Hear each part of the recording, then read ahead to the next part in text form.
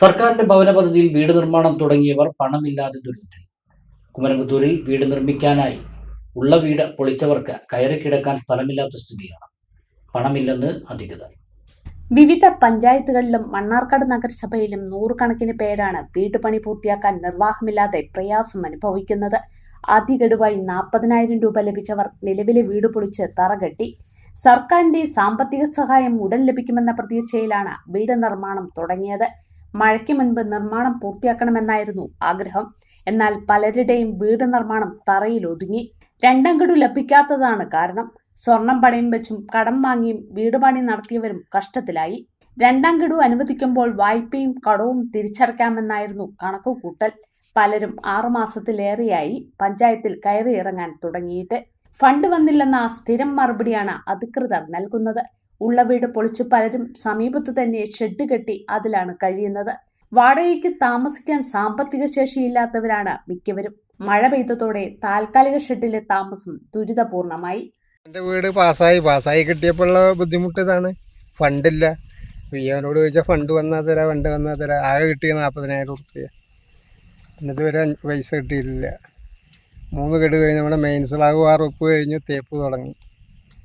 അപ്പം നമ്മളെ അടുത്തുള്ളത് കൊണ്ട് പെമ്മക്കളുടെ സ്വർണം പണയം വെച്ചിട്ടാണ് നമ്മൾ അത്രയെങ്കിലും പണി ചെയ്യണം. അതില്ലാത്തവർ എത്ര ആൾക്കാർ പിന്നെ വീട് പൊളിച്ച് തറപ്പണി കഴിഞ്ഞ് അങ്ങനെ കാത്തിരിക്കുന്നവരുണ്ട്. അപ്പോൾ പഞ്ചായത്ത് അധികൃതർ ഇതിന് യാതൊരു മുൻകൈ എടുക്കുന്നില്ല എന്നാണ് ഇപ്പോൾ നമ്മുടേത്. കാരണം തെങ്കര പഞ്ചായത്തിലൊക്കെ ഇപ്പോൾ രണ്ടാം ഗഡു 1,00,000 റുപ്യ കൊടുത്തു എന്നുള്ളതാണ് പറയണത്. അപ്പോൾ നമുക്കിങ്ങനെ ബുദ്ധിമുട്ടുകളുണ്ട്. അപ്പോൾ നമ്മളെക്കാളും പ്രാരാബ്ധമുള്ള ആൾക്കാരുണ്ട്. അവരിപ്പോൾ പിന്നെ പൈസ കിട്ടാതെ അങ്ങനെ ബുദ്ധിമുട്ടാണ്. അപ്പോൾ അത് ഭരണസമിതി ഇടപെട്ട് കഴിഞ്ഞപ്പോൾ ഏതോ ലോണ് പാസ്സായി കിടക്കണ്ടെന്നൊക്കെ പറഞ്ഞു. അപ്പോൾ അത് ഇടപെട്ടിട്ടൊന്ന് തീർത്ത് തരികയാണെങ്കിൽ ജനങ്ങളുടെ ബുദ്ധിമുട്ട് തീരുന്നുള്ളതാണ് എൻ്റെ അഭിപ്രായം.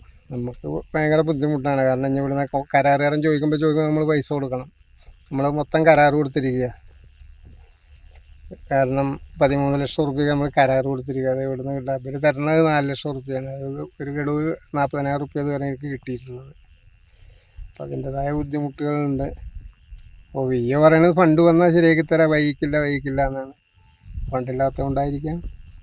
അതുകൊണ്ട് പഞ്ചായത്ത് അധികൃതർ അതിന് വേണ്ട നടപടി എടുക്കണം എന്നാണ് ഞാൻ പറയുന്നത്. ചോർച്ചയും മഴവെള്ളം കയറുന്നതും കാരണം താൽക്കാലിക ഷെഡിനുള്ളിൽ കഴിയാൻ പറ്റാത്ത സ്ഥിതിയുണ്ട്. ഭക്ഷണം പാകം ചെയ്യാൻ പോലും നിർവാഹമില്ലാത്തവരുണ്ട്. കുമരംപുത്തൂർ പഞ്ചായത്തിൽ മാത്രം 100-ലേറെ പേർക്കാണ് രണ്ടാം ഗഡു ലഭിക്കാനുള്ളത്. അടിയന്തരമായി തുക അനുവദിച്ച് വീട് നിർമ്മാണം പൂർത്തിയാക്കാൻ നടപടി സ്വീകരിക്കണമെന്നാണ് ഗുണഭോക്താക്കളുടെ ആവശ്യം. പണി ഇപ്പോൾ 5-6 മാസം ആയിട്ടുണ്ടാവേ. പിന്നെ ഒന്നും കയറിയില്ല. പിന്നെ നമ്മളെ കയ്യിൽ ഉണ്ടാകുന്നതുകൊണ്ട് ഞാൻ ചെയ്യൂ.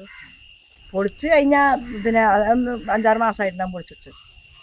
പിന്നെ അങ്ങനെ പലയിട്ട് ഇങ്ങനെ അവിടെ നിൽക്കാൻ പറ്റാതെ അവിടെ മൂപ്പർക്ക് അങ്ങോട്ടും കയറി ഇറങ്ങാനൊന്നും കഴിയൂല. അപ്പം അങ്ങനെ ഇതായിട്ടാണ് കയറ്റത്തിൽ കൂടി ഒന്നും പോകാൻ കഴിയില്ല. ഇവിടുന്ന് അങ്ങനെ ബസ് കയറി മണ്ണാർക്കാട് പോകും, അത്രേ ഉള്ളൂ. പിന്നെ മെഡിക്കൽ കോളേജിലത്തെ ചികിത്സയാണ്. അപ്പം ഇനിയിപ്പോൾ അടുത്ത 6-ാം തീയതി പോകണ്ട.